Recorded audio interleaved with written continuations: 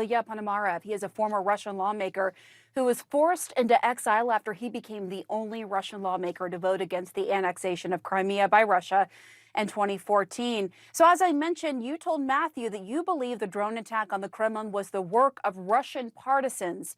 Why do you believe that? Good evening. I just don't simply believe it. I know it as a fact. I know the people who actually produced those drones.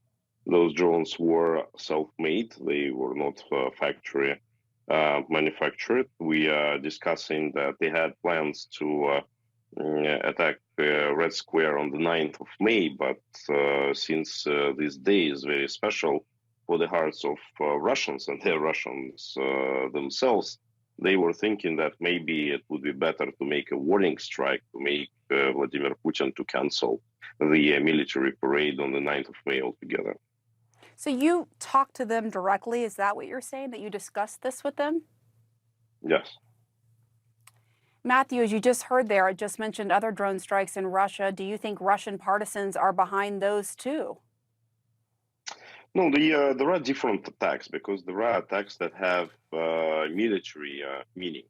And the attacks on the oil refineries or oil storages that were happening next to the Ukrainian border, at least most of them for sure are the attacks that were carried out by Ukrainian security forces who are preparing for the offensive, and they are cutting off the supplies of the military goods and the fuel and everything related.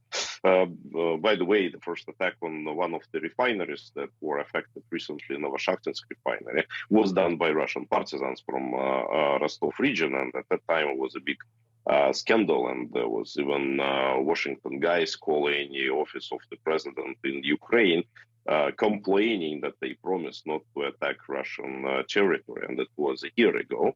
And at that time, Ukrainian officials even turned to me and was asking whether it was indeed Russian partisans or not, and I was like giving them information about this. But this time, it's about the offensive. But what's happening in Moscow, for sure, it's not Ukrainians, and it's out of range. The reason why anti-missile defense of Russia did not intercept those drones were because those drones were launched right next to Moscow.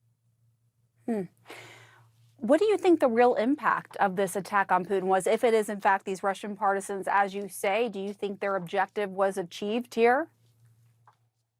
We'll see on the 9th of May. Obviously, the security measures in Moscow would be tightened, and I hope that the Russian authorities would make the right decision to downsize the military parade. At the end of the day, the objective was to demonstrate to Russians that the war, indeed, as you correctly said, is at home, and it's no longer somewhere there, and everybody has to take a side and to make this decision. It cannot just sit on the couch and watch the TV, looking whether ours are winning or somebody else's are winning. That's the real war.